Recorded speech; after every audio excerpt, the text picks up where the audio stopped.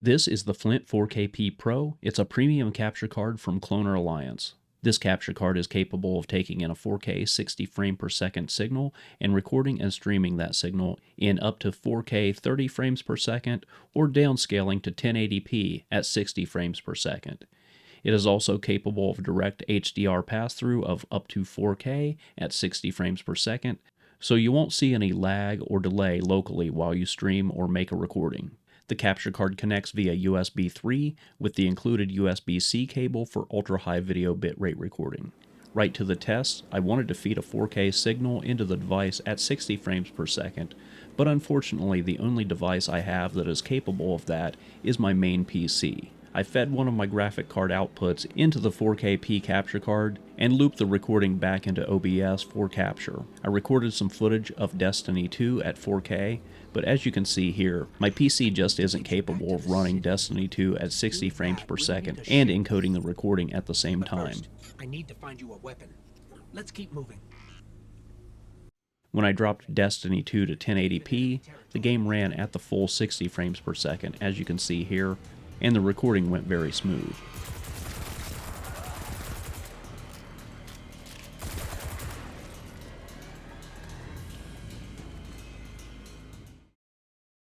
Another game I like to use for these high resolution and frame rate tests is Path of Exile, and as you can see, again, my PC just isn't capable of running the game at 4K 60. I also like to use Path of Exile for these tests because we can see that the exact limitation here is my CPU and not the capture card itself. And again, dropping the game settings to 1080p gives me that solid 60 frame per second recording.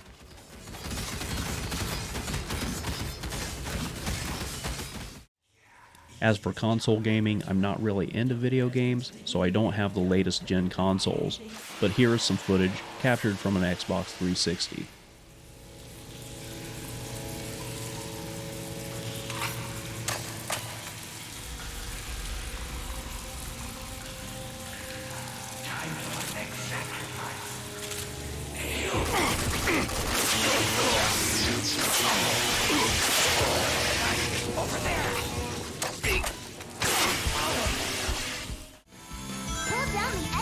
For a boost of speed.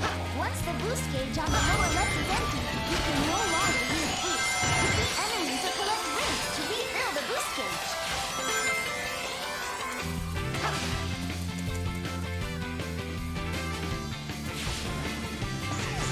Press the B button to slide under obstacles.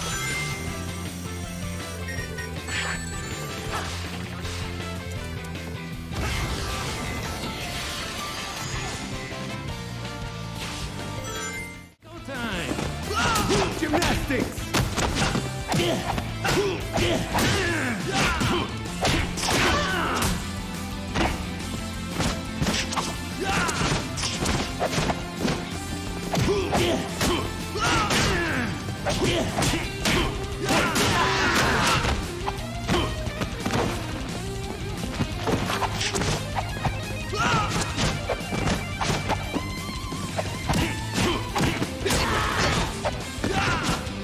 Step right up!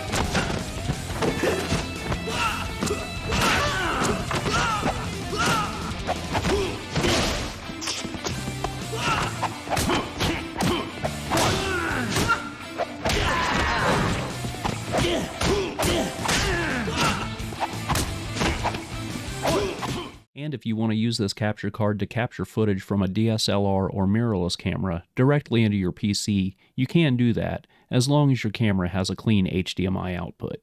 I'm using the card right now to capture footage from my Panasonic Lumix G7, and this is what you can expect the footage to look like. And if you want to use an external microphone with a 3.5mm audio jack, run into the microphone port of this capture card, this is about what you can expect it to sound like, though it is going to vary from microphone to microphone. In this instance, I'm using a Takstar SGC 598, and again, it's a 3.5mm audio input. If you install the Cloner Alliance Helper tool, you will be able to control the audio input sources independently of each other, and that's something that I've never personally seen in any other capture cards. Just make sure that you select Flint Audio Volume Tools on installation. Then, in the Cloner Alliance helper folder in Program Files, there will be a 4K Pro tool buried in the directory. I don't know why they chose to make this program so difficult to find, but it's nice that it is there. Also, the audio volume control program can be a little bit buggy, but let me just show you instead of tell you. I hope this illustrates it for you, so bear with me here.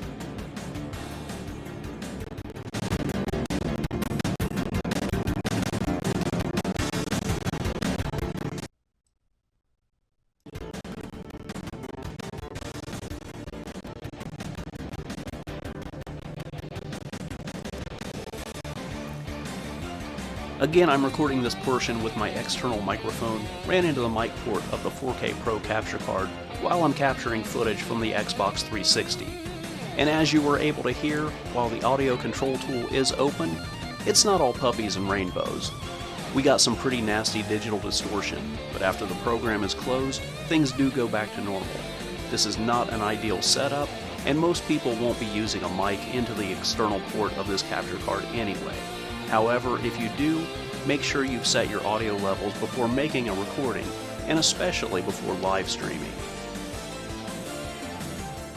The 4KP Pro is not capable of capturing HDCP protected content, so if you're looking to use this to make pirate recordings of streaming services, for example, it's just not going to work. And at this point, I would like to mention that even though I used OBS Studio to record all of the captured footage in this video, Cloner Alliance does include a free download of both their Cloner Alliance Helper and MP4 Cloner softwares to help you out with your video production if you need them. And my final opinion of the Cloner Alliance 4KP Pro is that it is a bit more expensive than most of the capture cards that I've reviewed on this channel, but a lot of those cheaper capture cards just don't give you the same options that the 4KP Pro gives you. For example, being able to record at 1080p 60 frames per second.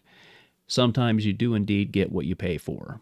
And finally, I would like to point out that Cloner Alliance did send me this device to review free of charge, but that in no way has influenced my opinion of this device. This has been a fair and honest review, and hopefully this video has been thorough enough that you can make that informed decision for yourself. But right now, that's all I've got to say about this one, so I'm going to wrap things up here. Thank you so much for watching.